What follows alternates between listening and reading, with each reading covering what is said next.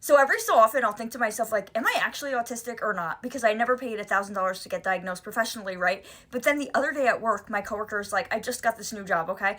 And so I've known him for like 2 weeks. So the other day he goes to me, have you ever been homeschooled? And I was like, no. And he's like, oh, well, did you go to an all-girls school? And I was like, no. And he's like, oh, really? Like, you just give up like homeschooled vibes.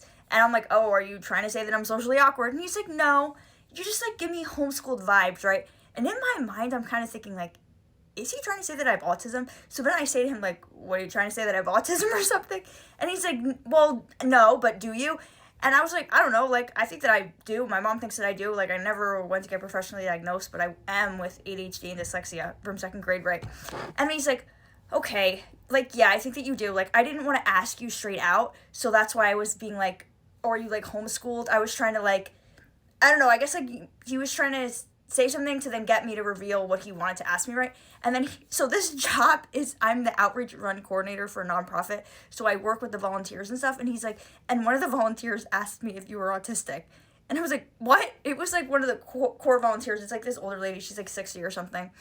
I don't know why she thought that about me. I guess I was acting like really awkward, and I was kind of shy. I mean, it was like basically, I only see her once a week, and basically I was acting really awkward and shy because, like, I didn't know what to do, right? She was like to me, like, I don't want to be rude or anything or offensive, but, like, is Grace autistic? Because I know a lot of people who have autism, and I just want to know whatever. And then he basically just was like, I don't know, right? So in a way, I felt validated and seen by this interaction because I was thinking the other day, like, do I have autism? And then he thought that I was. So, like, if somebody thinks that about you, like, then you obviously are, right? But then he's like, yeah. And then I even asked the manager, but she was like, I don't know. But as long as she can do the job, then, like, whatever, right? So that was a little bit weird that they're, like, all kind of talking about me, like, trying to figure out if I had autism or not. But these were his reasonings why he thought that. So I'll try to set the scene. He said because I like to touch things. And it was because we're in this place, right? The whole wall is one color, and then there's, like, this big square in the wall that's a different color.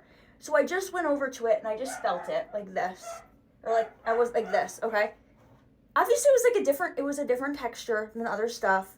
It was just weird. I just wanted to see what it felt like. So, like that. That was the first reason. And the second reason was that he says that I pace. And I do that, but to be fair, guys, I wasn't doing that. Like, you would think that I was, like, crazy pacing on the job. I wasn't doing that. Like, will do that other places, but I wasn't doing that.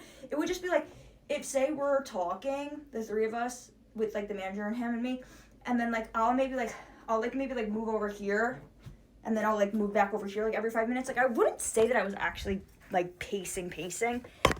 But those were the two reasons, and he said that I overshare things, and